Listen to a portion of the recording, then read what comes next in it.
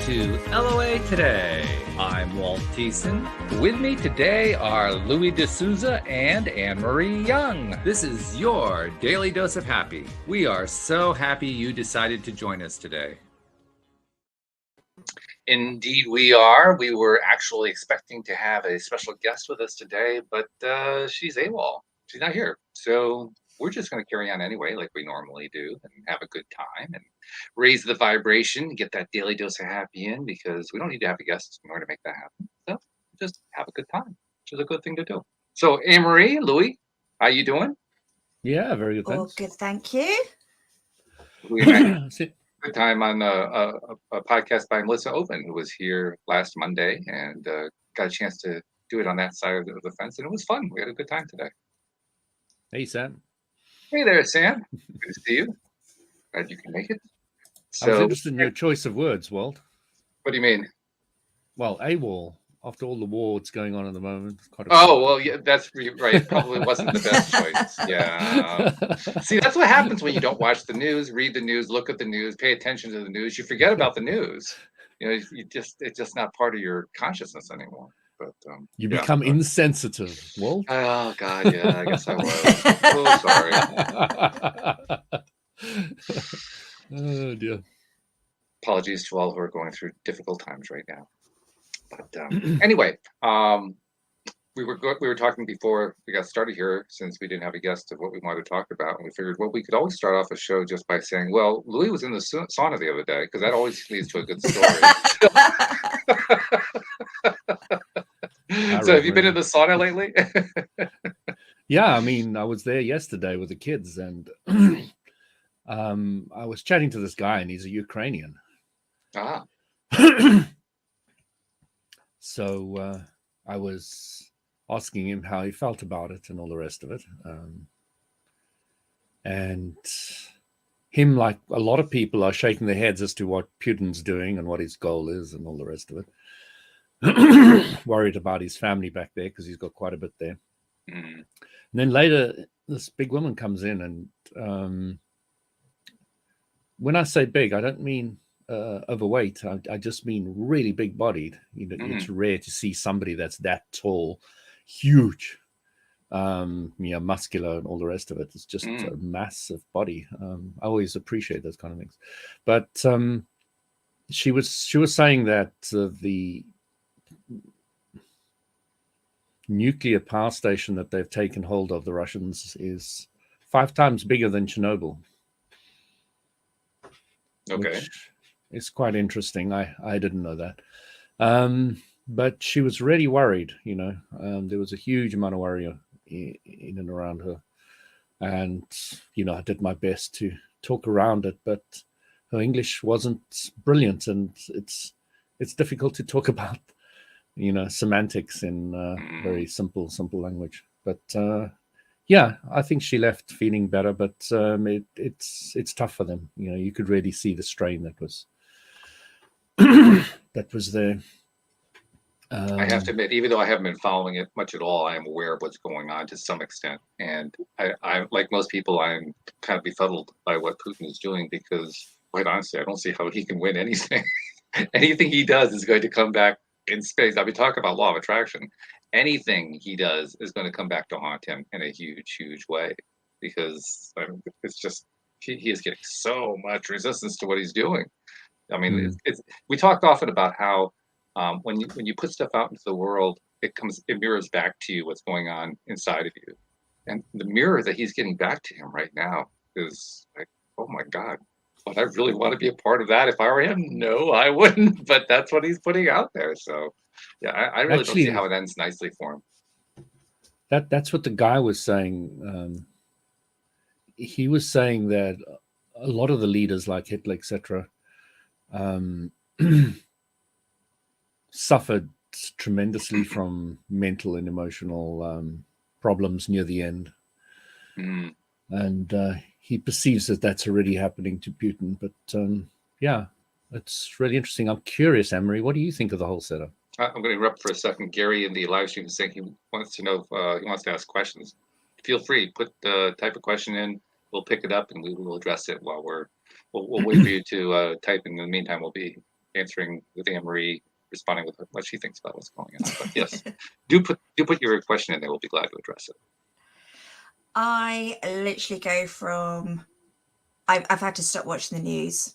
I go from being really frightened to having to really calm myself down. I joined a large meditation for Ukraine on Friday, I think it was, which was lovely, you know, because what was the focus of the meditation? Yeah, just to send love, send healing love for everybody to come together. You know, it's almost like the power of 8, but there was almost 2,000. So you just knew it was going to have that power. So yeah, literally I just try to send the positivity, send the love, and try not to let the fear engulf me. But I'm quite interested on what you would have said to the people in the sauna on how to manage it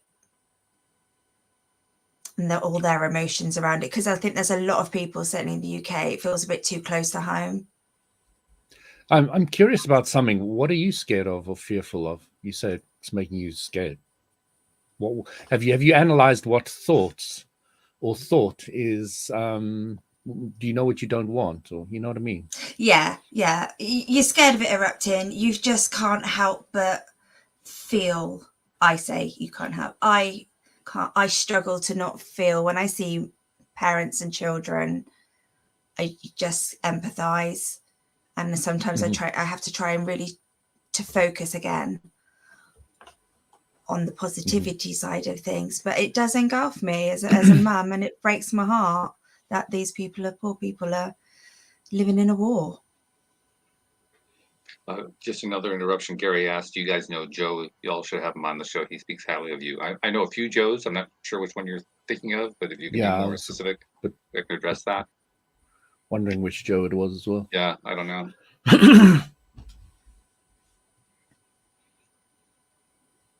Joe Mama, I don't know who that is. Don't know who that is. No, but I'd be interested to know who he is. Yeah, me too. So thank you. Happy to have him on the show, maybe. Partial introduction. Yeah, I mean, it's something we can get him in. We're booked right now. The show is completely booked through March and April. We're booking in the first week of May right now. That's how far out we're booked. Every single show, Monday through Friday. So yeah, it's nice to be popular in that sense. That's a good one. But getting back to what you were saying, Anne-Marie, I think a lot of people are experiencing what you're talking about. A lot of people are experiencing that right now. They're feeling that. And whenever we're in a situation like this, it's a challenge to all of us, because we always have a choice about how we're going to respond to what's going on in our lives, as well as what's going on in the world and with people we care about and even people we don't know. But we always have the choice about how we're going to respond in any given situation. And because of that, we have that option even in wartime. That does make it easy, but we do have that choice. So because we have that choice, the question that I put out to everybody who's feeling it right now is, what would you prefer to feel? And once you've identified what you would prefer, oh, Gary's a cute one. Okay, got it. Okay. So, where was I? I just completely got derailed. You're just saying it's something that we're all feeling. You know, a lot of people are feeling, not all of us. Yeah, everybody. A lot of people are feeling it right now, and because they're feeling it, then it's a challenge. But still, the question becomes, what would you prefer to feel instead? What would feel better right now? It doesn't have to necessarily feel great. It doesn't have to feel joyful. Just what would feel better? Because if you can identify something that feels better, that's you shifting your own mindset to even a slight degree. And every time you shift your own mindset, you get a different experience of the world. I mean, we kind of made light of the fact that I was kind of insensitive to what's going on in the world, but literally, that's because I haven't been paying attention. And as a result of not paying attention, I don't feel what other people are feeling. I'm living in the same world as everybody else, but I don't feel about it different. Or the same, by the way. I don't feel about it the same. I feel about it differently. I'm experiencing what's going on differently. So from my perspective, I mean, it's kind of interesting what's going on. And obviously, I'm sad for people who are going through rough stuff. But by the same token, like I am with almost everything, I'm pretty optimistic about how it's going to play out. Mm. There's going to be some rough stuff that happens during it, but by the time it's done, I think it's actually going to play out pretty well for Ukraine. Yeah, I mean, I think for me, I just try and focus on, well, actually, there's a war going on, and yes, it's affecting a lot of people, but actually, it's bringing the rest of the world together. Right? Mm-hmm. Yeah. That's wonderful. In fact, that level of unity is almost astonishing. They're really, I can't think of any quarter. Now, again, I haven't looked carefully, but I can't think of any quarter of the world that's coming out on Putin's side. Is there one? I mean, am I missing one? I don't think there is. So no, but Putin basically set himself up. Exactly. And it's, there's people, like you say, I did this meditation. That's thousands of people from all around the world just joining together to send love to people. I mean, that's a beautiful thing. Mm-hmm. So there are obviously these positives that you can pull out of it. And that's what I try and have to flip my head round. But it's very difficult to do, even though I've got all these tools. It's sometimes I find it very difficult to just flip my head into that vision. Especially when you have so much influence of other people all focusing on the same thing in the same way, feeling the same kind of feelings about it. We are affected by how other people feel, what other people put out. We are energetically connected to each other. So, of course, we're going to experience it. Yeah, no doubt about that. Going back to last week's sauna, there was a yoga lady in the sauna, and my favorite question in the sauna is, how do you feel about the war? So something current that everybody can talk about. And she was feeling very sad and depressed about the whole thing. And I said to her, well, what can you do about it? And she said she doesn't really know. So I said to her, what's the greatest gift you can give anybody? And she came up with a few things, which I kind of agreed with. But then I said, what I kind of look at, your own happiness is the greatest gift I believe we can give each other, your own happiness. And I said, can you feel happy now? Can you change what you're thinking at the moment to a thought of a pet or something that, you feel very close to and love, etc. And she did not want to get into that space at all. She fought me tooth and nail and didn't want to get into the idea. She said, I feel bad that I'm sitting in the sauna while they're suffering out there. Now, it doesn't matter when you're sitting in the sauna, somebody's suffering somewhere. It's always like that. So, really, what can you do for it? Not feeling happy and not being aligned is not going to be beneficial. You just I said to her, when do you make the best decisions? When you're unhappy or when you're happy? When you're happy, without doubt. So, are you going to be able to help anything in Ukraine if you're unhappy? You're going to make bad decisions. You're going to do things that aren't going to be as beneficial as if you were happy. So, to be honest, I did not get through to her. So it's a hard concept. It's even, because I know all this, and I still I was still struggling to have that flip around in my head. I was literally having these crazy conversations with myself, trying to flip it to the focus of positivity. Because it just doesn't feel when you watch the news anything positive. So I've tried not to watch the news and just not to get too engulfed in it, but just do what I can do, which is send my thoughts and my love. Which is not exactly. Yeah. Not feeling anything is often considered not human. And I kind of look at it more from a spiritual point of view. Not feeling something about it is not really seeing that everything is linked. If somebody's hurting somewhere in the world, it's part of me is hurting. It might be the bigger part, the non-physical part, but some part of me is hurting. And, when you start seeing yourself as an island and you know, it's too far away from me, it doesn't affect me, etc. It's not really true. It's not true. It does affect that inner side of you.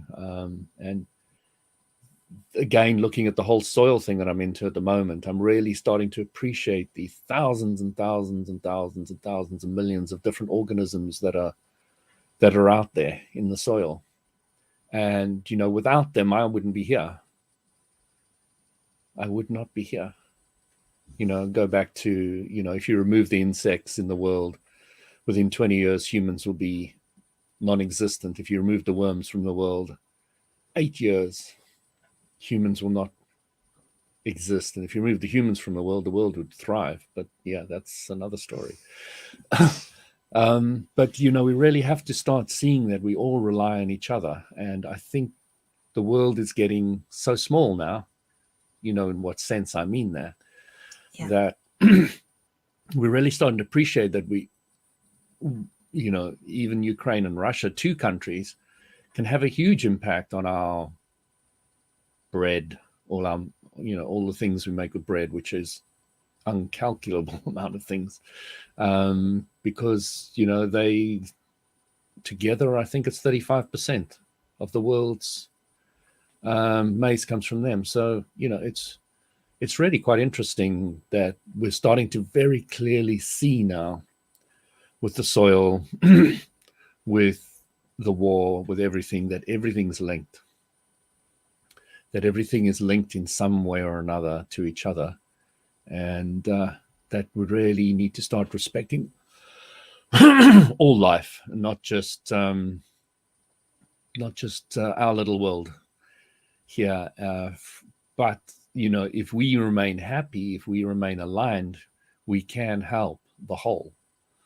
So, you know, it's really quite a complicated and simple thing to understand. I'm finding the complexities really coming in the link between everything, especially with the soil. Yeah, so many things are reliant on so many other things, and that whole cycle needs to be complete and full before things flourish. And you know, I would love to see humanity flourish more and more. And I think these travesties that are happening to us are really helping us see much, much clearer the links of the weaving that is going on between all things that we can see and not see on this planet. I think that's true. Simply because whenever we focus our attention on stuff that we don't like, what's the basic rule? You reminded us of this every single Monday that I can think of. Focus on what you don't like. It's basically setting you up for what it is that you do like, what it is that you do want instead. And that in and of itself is going to be a huge step forward. I think about what we've gone through with the pandemic. Now, the pandemic started in 2019. That's why it's COVID-19. But really, for most of us in the world, it started around March 2020. And from March 2020, in some cases to the present, in other cases until, say, last fall or over the winter or whatever, people have been dealing with lockdowns and masks and a whole bunch of stuff that in many cases they didn't like, they didn't want to deal with, but they were dealing with it anyway. And really cool things came out of it. There were some sad things that came out of it. People got sick, people died, but there were also some good things that came.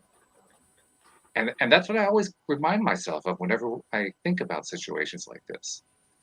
You asked the question, or brought the idea anyway, Anne-Marie, about, it can be tough to make that shift, even when you know that it's important to make that shift.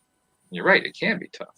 I mean, I've talked about that here on the show for almost 10 years, how difficult that can be. But by the same token, I've also been learning that I can make shifts one step at a time, like a micro shift, to use Dan Mangana's term.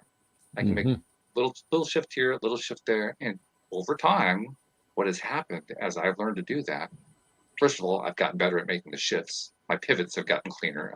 I'm not called for traveling anymore. And more than that, I am also able to do it easily. Whereas early on, it was really hard. I remember my first few years doing the show, I would be talking with Joel Elston at that point, and we were talking about what it takes to pivot and so forth. And there were times I couldn't even imagine being able to do it. And then I'd be able to do it in like little tiny, teeny tiny ways.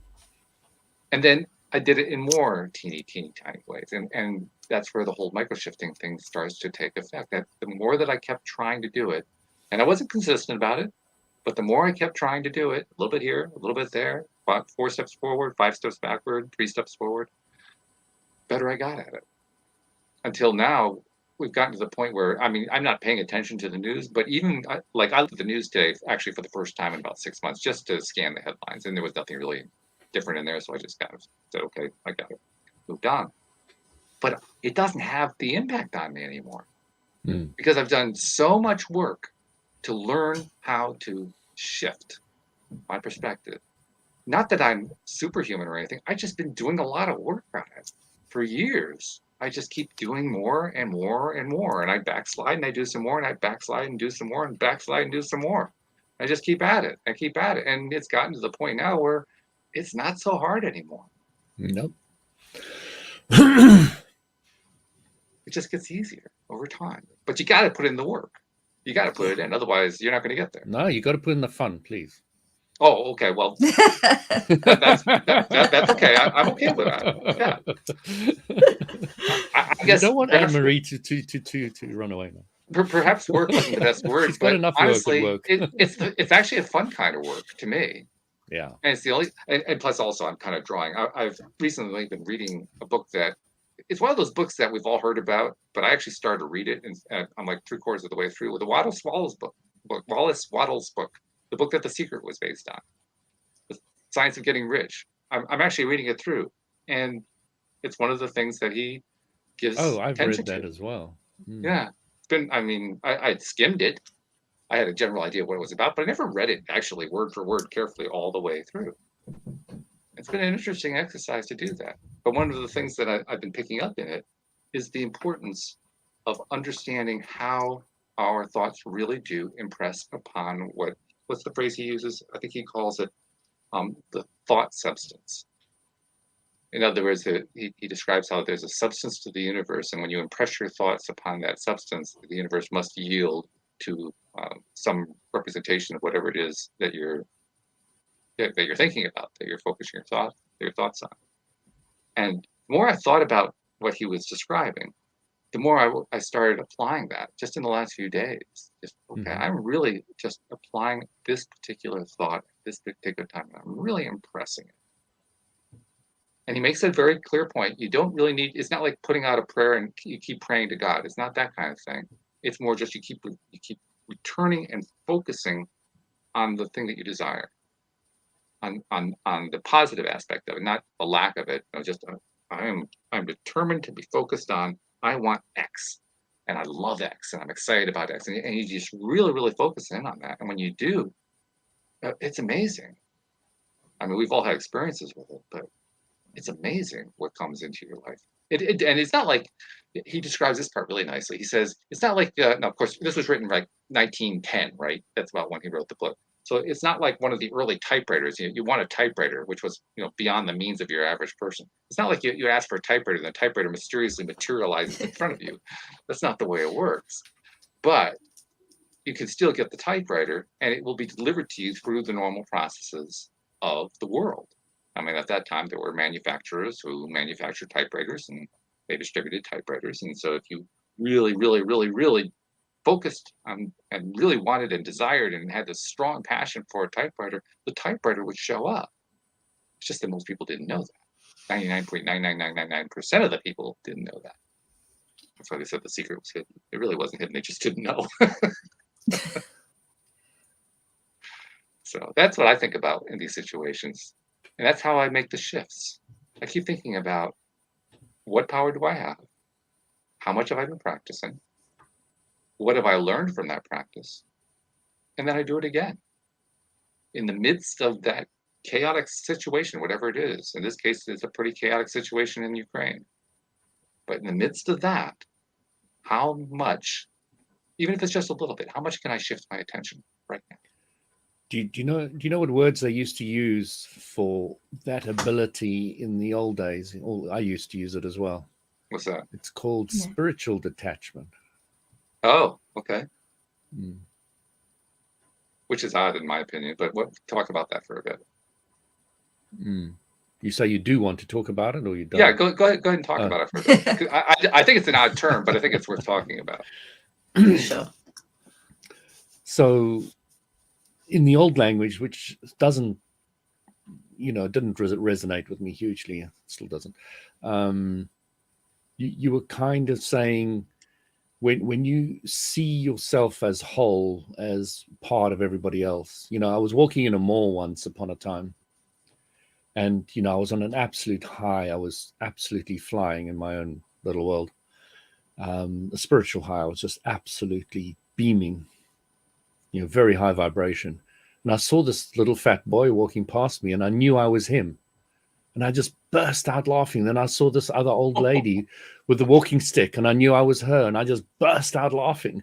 And I was just walking around knowing absolutely I was these people. There was no separation whatsoever from that vibration that I was at that time. I knew I was them. With so much clarity, and it was just so amusing to me. Everybody must have thought I was a nutter, just laughing in this mall, my head off. He's laughing at that fat boy and that old woman. What kind of a person is he? What a meanie! Exactly. Sometimes you can misjudge people. Yeah, no kidding. So, the spiritual detachment is the kind of not being so engrossed in this whole war thing, not being thrown emotionally around this way or that way, but being able to maintain your center. That's what it was really trying to talk about. And I now look at how clumsy those words were.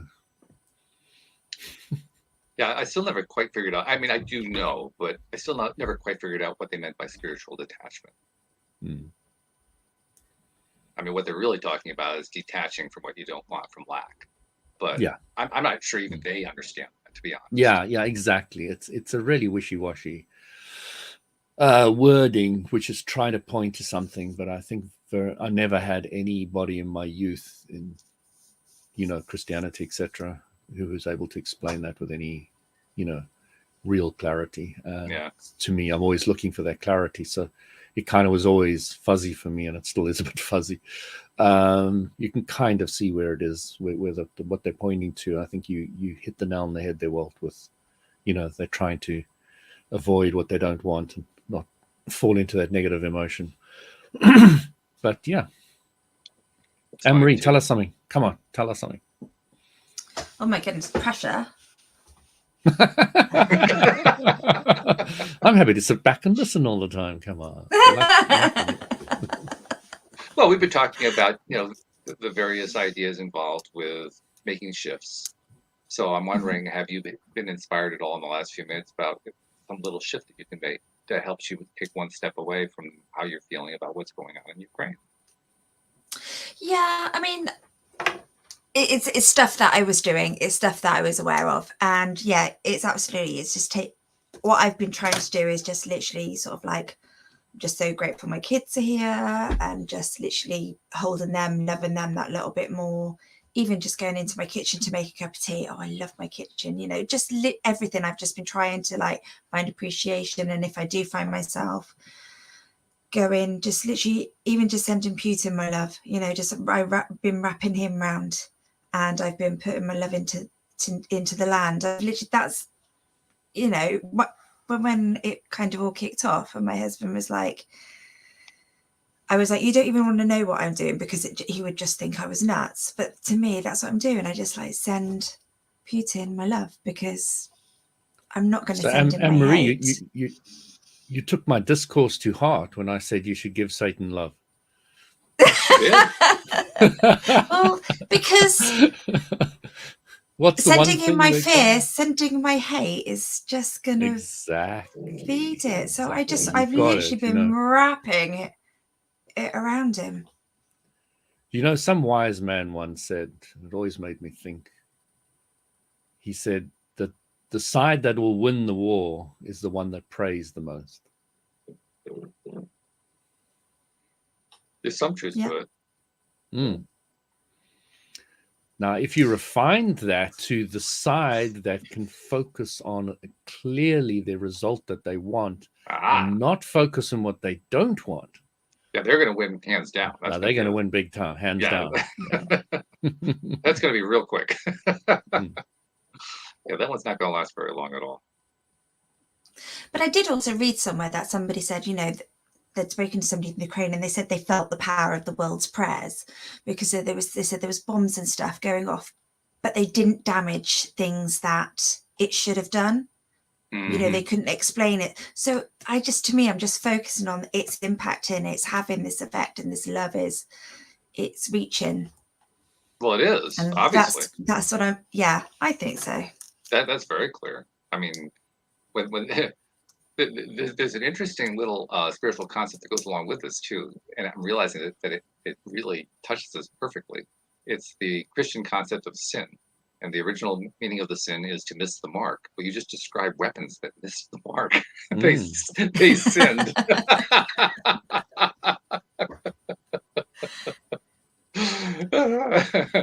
It goes back to that little story Abraham Hicks was always saying, just to explain how the vibration works. He says, if you've got a robber and he's standing in a mall looking at all the people going past, this big businessman that's just about to go give this exciting presentation where he's going to get this huge deal and all the rest of it, he's not going to see that guy at all.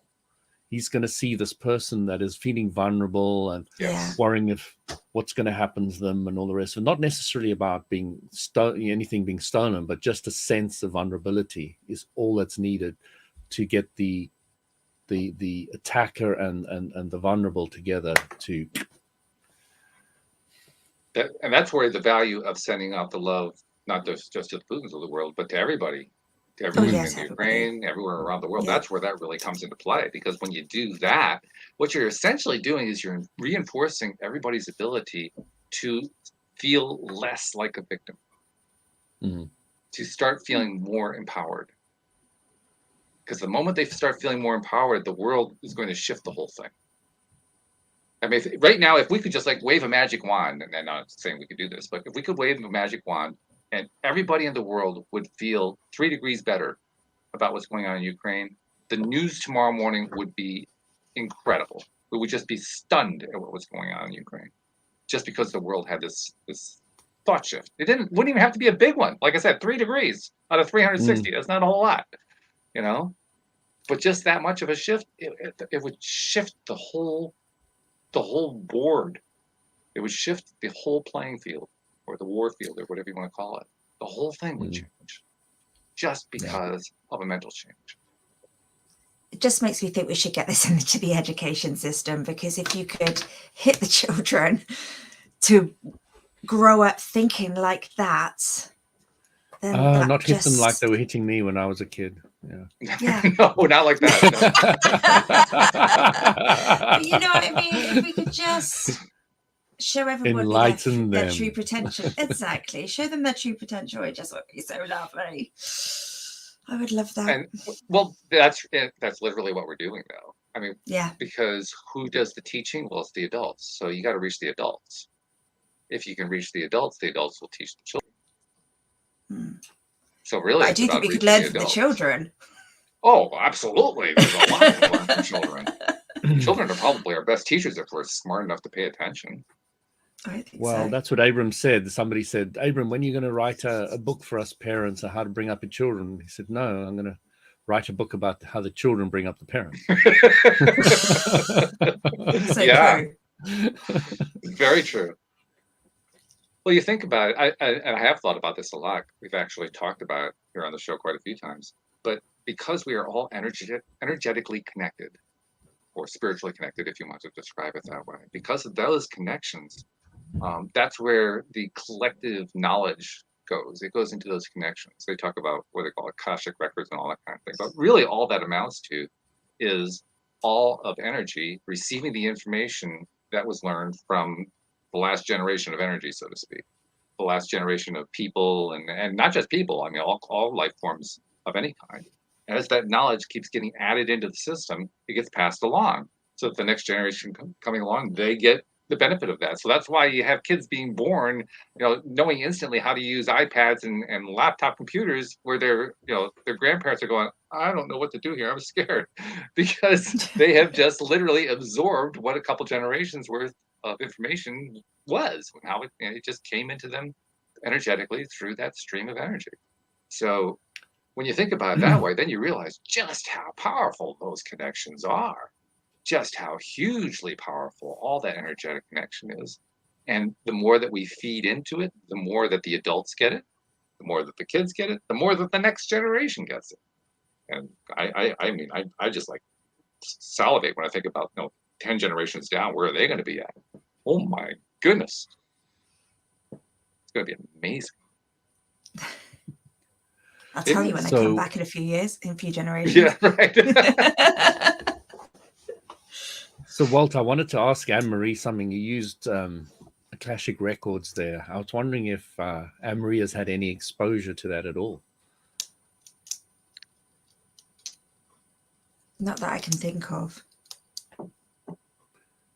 You never heard the term? My exposure is having heard the term and talked about it occasionally on the show. That's about as much as I know about it. Yeah, no, I know I've used it once or twice, but that's it. So, energetically, on the inner, the way I used to talk about it, the inner, non-physical area, there's a collection of vibrations of everything that has been. Right. And that area is not only everything that has been, it's also everything that can be. Now, yeah. Synapses are snapping right now, by the way. Yeah.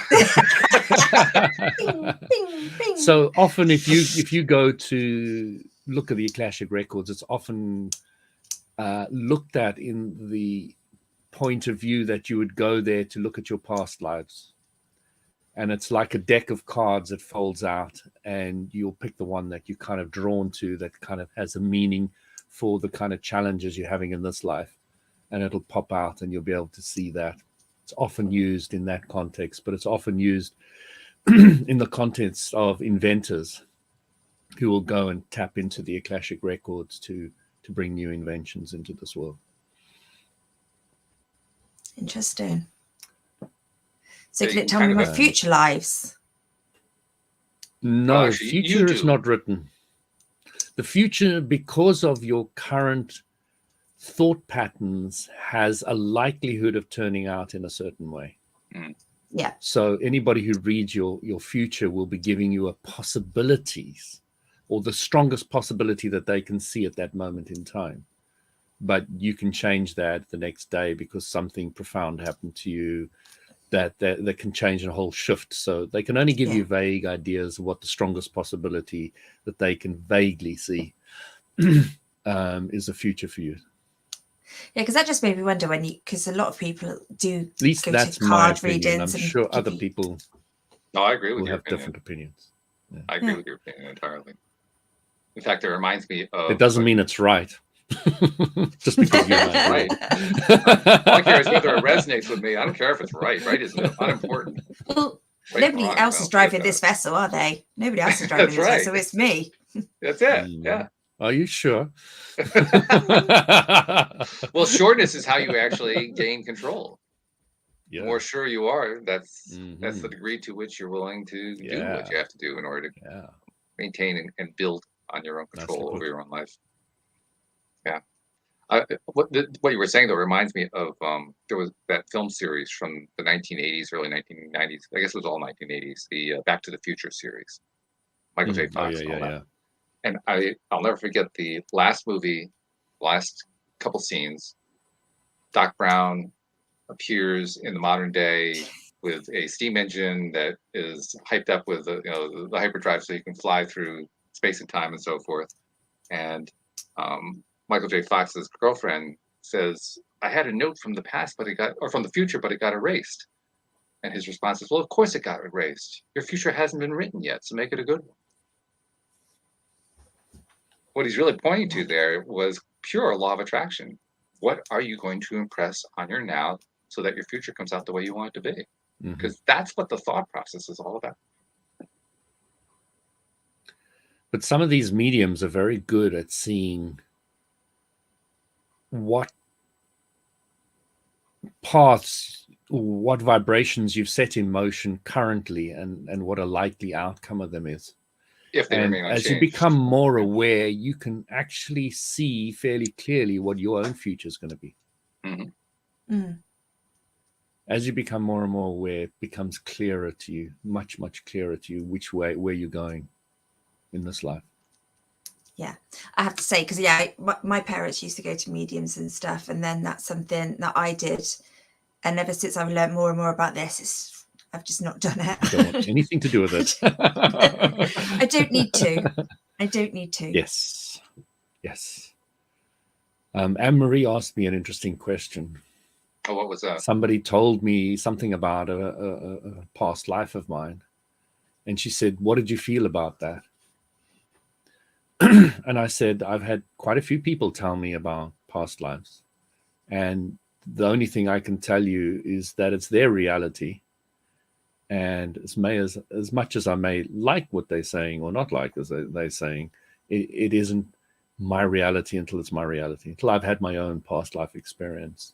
It's just it's a nice idea that somebody has for me. Okay, I like it. That's good. So we've been talking about this for what we start off talking about what's going on in Ukraine. I kind of tripped into it, to be perfectly honest. But then it led to a really good discussion.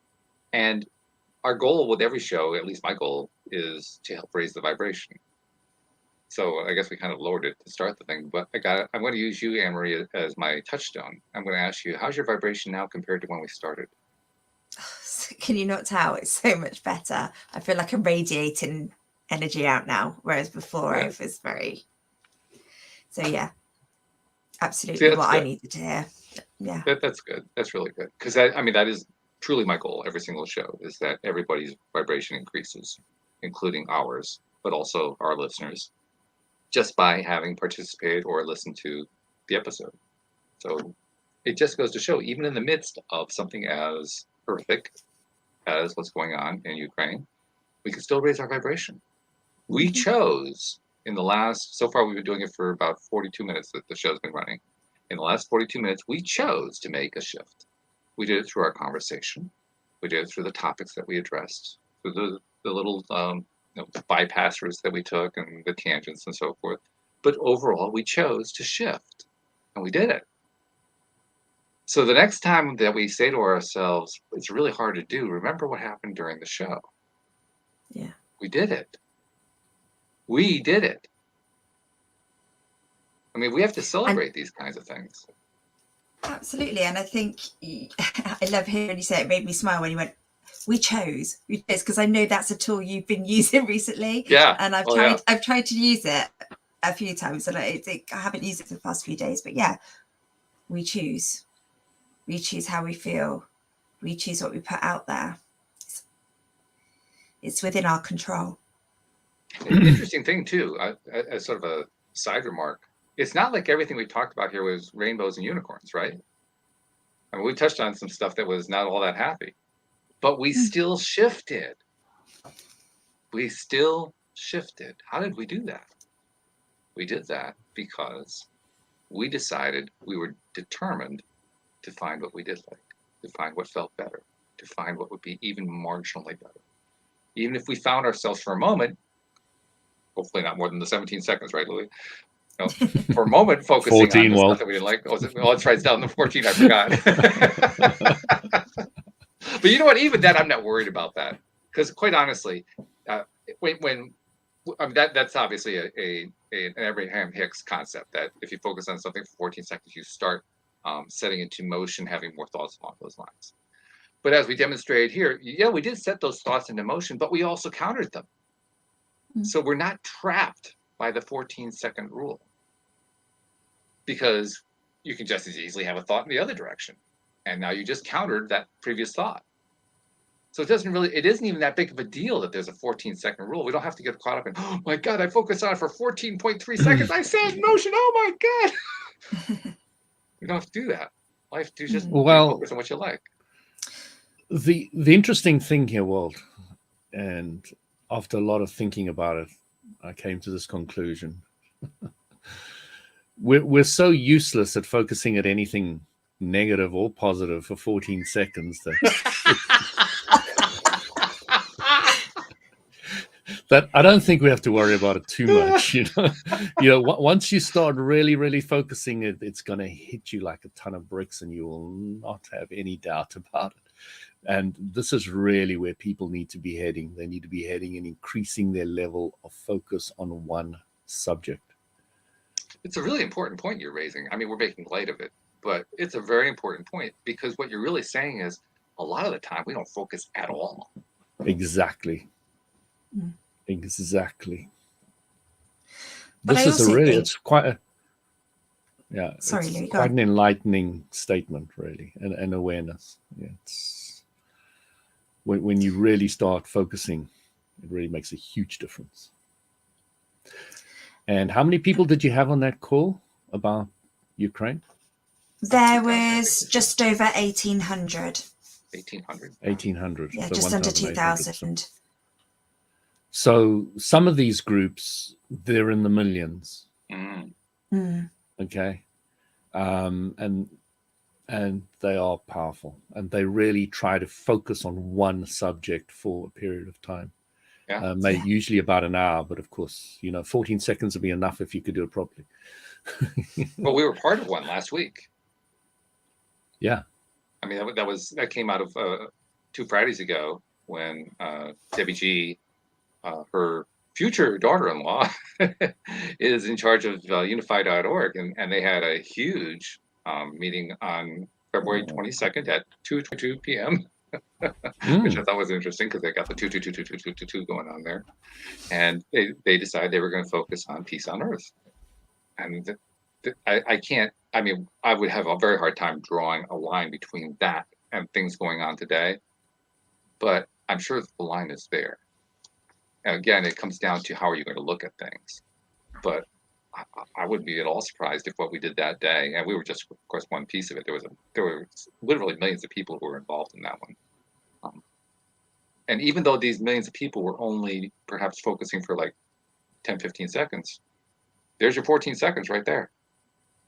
Times a couple million. Yeah. A whole bunch of ideas. Well, what you're doing is creating a vortex of what you want on a similar subject, which will be amplified massively, specifically from the Ukrainian point of view. There's a lot of emotion involved, and of course, emotion amplifies the law of attraction.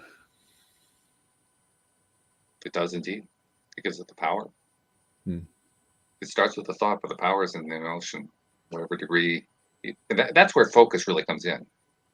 I hadn't really thought about it carefully until we just talked about right now, but I'm just realizing that's what the power of focus is. Focus is what brings the emotion. When we focus on something, really focus on something, that's when we start to feel it. It's like that mother whose kid's caught under a car. Yeah. She doesn't need much time to get that focus going, just to lift that car. Not at all. She's absolutely determined. And nothing's going to stop her. She doesn't even know how she's going to do it, but she just does it. Yeah. Mm-hmm. And she tries to do it afterwards. She still can't do it. It's only in the midst of the moment that she can do it. You don't. Sorry, Anne-Marie, I want to hear what you have to say there. Yeah, I think it was the focus thing, really, because it was about putting, like, where you focus, and we don't half the time we don't notice what we focus. But actually, I just went back to the woman in the sauna who struggled to feel happy because she felt bad.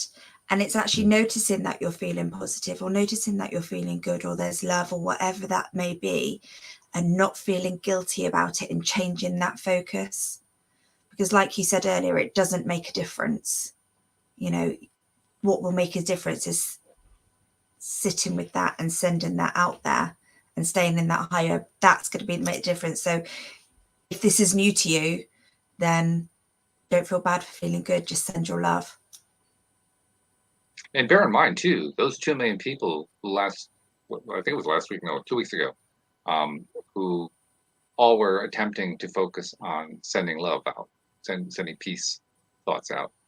I guarantee you there were a large chunk of them that were not focused on putting out peace. They were focusing on not war. They were focusing on not violence, on not this, on not that. And yet, even with that, they were doing two things. First of all, they were practicing, not terribly well, but they were practicing.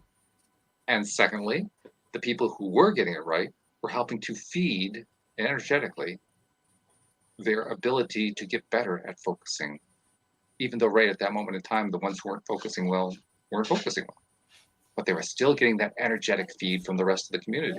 So even though you have a whole bunch of people who still are having trouble with it, just by trying to do it, just by doing it in a community of people that includes others who are doing it well, they still benefited and they still helped. You know, Walt, the soil group that I'm a member of, why I'm so really happy with it, you know, and I would never, you know, I'd never be one of these people who would go out there and say, rah, rah, save this, save that. But first of all, the leader is incredibly aware of the law of attraction. That's good. The entire movement is focused on solutions. Like it's called Save Soil. It's not called Kill the Pharmaceutical Company or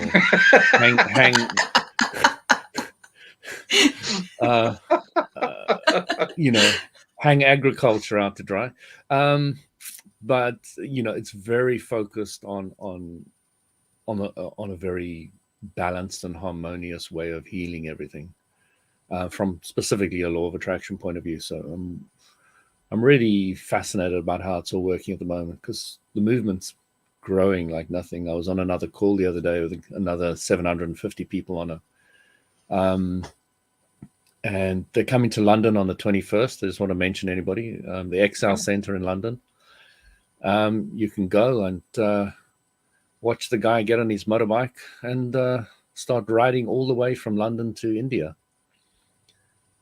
So it's going to be quite a trip all the way through Europe, all over the place. So yeah, I'm quite excited about it. There's the purpose behind the trip is to raise awareness about soil. Is that what it's about? 3 billion people is the goal. 3 billion people. Is to raise the awareness to 3 billion people. We've already got the UN on. I know it's not a good topic at the moment, but the UN is actually affiliated with the soil group now, and so it's many other huge organizations. Some are already signing documents as to how they're going to change the law with as is involved, looking after soil, etc. So it's a very big. It's got 10 million volunteers, and I'm one of them. the group. So it's big. It's not small at all, and it's worldwide. So you're into something. I'm just excited to watch it, because I've never seen anything this big before. Nothing anywhere in the world. Nothing. Because it'll affect every single one of us. There's absolutely no doubt about it. Even what's happening in Russia and Ukraine at the moment is going to affect us. And that's just the tip of the iceberg from the oil from Russia and the wheat from the combined countries. It's going to affect us. But like you were saying before, it's difficult to project the future because the future is constantly in flux. But one possible outcome that I can see fairly clearly right now, it could change easily, but I can see it fairly clearly right now, is what's happening in Ukraine could ultimately, in the long run, as it plays out, it could become the new formula for how you depose a dictator. Now, that's not what's on anybody's mind right now. Nobody's thinking about that. But I could easily see it play out that way. I could easily see it play out that basically the dictator, Putin in this case, overplays his hand, and it ends up bringing him down because of the massive amounts of resistance he creates. It's pure law of attraction. And that's partly what I'm responding to here, is knowing how the law of attraction formula works. But I could just, to me, this just becomes like a pattern, a template that once it happens the first time, people say, well, it worked then, let's do it again. Because we already live in an age where, there's a whole lot less faith in a whole bunch of institutions. political institutions, religious institutions. I mean, there's a whole lot less faith in all of these things than there were even 20 years ago, let alone 100 years ago. So to me, that's just also part of what's going on here. But it's not a big stretch for me to imagine that what's happening with Putin becomes a template. It's not hard to imagine at all. I think the incredible increase in awareness around the world is going, and the fact that we can all get together in these massive groups and focus on what we want is going to have a huge effect. It's just absolutely no doubt. You know the law of attraction works eventually if you've tried it and experienced it and played with it. And now, it's a great time for us to really put it to the test, And there's a lot of people who are aware now, a lot, huge amounts. And they're getting exciting stronger. Times. It is. It's very exciting in that sense. There's no doubt. I continue to be excited. Like I every time I look out on the world landscape and just see what's going on. Yeah, there's plenty of pain out there. There will be plenty of pain for generations to come because we live in a world. As Jesus says, until time immemorial. Yeah, pretty much. Yeah. But oh my goodness, there is just so much growth going on from an energetic point of view, from a spiritual point of view. Just huge, massive. It's all going to be good stuff. So, anyway, well, we covered very nicely for the fact that our guest disappeared, but that's her loss. And if she tries to reschedule, I'll say, yeah, you're welcome to. Just it's probably going to be in May because we're booked pretty solid right now. But I want to thank you guys very much for giving us a really good way to fill in the gap. We do have plenty of guests coming up. I was actually thinking I should probably give you guys a little heads up about some of the people who are coming along. Unfortunately, I didn't actually think to do that until a minute ago, so I have to bring the calendar up. Best laid plans, right? You think about, I should have done that a minute ago. But let's see, who do we have coming? Well, first of all, on Friday, I mentioned this one. Debbie G is bringing in a friend of hers named Claudia, and she's been trying to get Claudia onto the show for quite some time. Now, I don't have details on a whole lot of details about what Claudia does and who she is, but just based on Debbie's feeling about her, I mean, she is so enthusiastic. Oh my God, we have to have her on the show. That's all the endorsement I need. I mean, to me, seriously, what more do you need than that? Like, oh my God, this is going to be great. So there's just one example. So she's not going to go on Debbie's show. She's going to go on ours, or? Well, she'll probably do both. Okay. Well, she's a friend of Debbie's, so it's a fair bet that she'll also be on Spirituality Gone Wild. And actually, we kind of merge them together anyway on Fridays because Debbie's there, I'm there, so it's kind of like all this. And plus with Neo also using the StreamYard platform, so basically all the three major users of StreamYard, all on one place. Yeah, you can just kind of call it one great big thing. It's not so much separate shows at that point. Yeah. So anyway, that's just one thing coming up. We have somebody coming in tomorrow named Ann Hintz, and I don't have a ton about her, but here's what I can tell you about her. And let me just get my little note thing up here. Of course, when you're doing a StreamYard, that doesn't have. Okay, here she goes. So Ann is she's developed the ability to sense inside her body. So she's basically a connected person energetically who is able to not just connect internally to the spiritual side, but she's able to physically. She's like her own X-ray machine. Put it that way. Okay. She's able to scan herself and basically go within and make changes as she needs to. And part of her work is to help teach other people how to do the same thing. So it'd be fascinating. Must get her on our show. Yeah. I want to chat to her. Well, if you want her on the Monday show, you're gonna have to wait a few months. But if you want to catch her while she's on, she's going to be on tomorrow's show. So just tune in for tomorrow's show. That's the easy way to do it. Yeah. It's interesting too how she got here. She's when she was to this place where she could do this because when she was 19, she woke up one morning to find that her mother had died in the bathroom, and how 20 years after that, the tears from that trauma they were still haunting her. So she used this technique of going inside her body, and with one 15-minute session using that technique, she was able to wipe all that away. So that's going to be part of what she's going to be telling us about tomorrow. So it's going to be pretty cool stuff. Incredible. Nice. Yeah, good stuff. All right. So anyway, thank you guys very much. Looking forward to hearing from you tomorrow. And Claudia, I think that's her name, on Friday. But appreciate the contributions you make today. And I'm looking forward to talking to you guys next week. Yeah. Thank you to those in the live stream. And thank you to our podcast listeners everywhere. We will see you all next time here on Elevate Today. Goodbye. Thank you, everyone.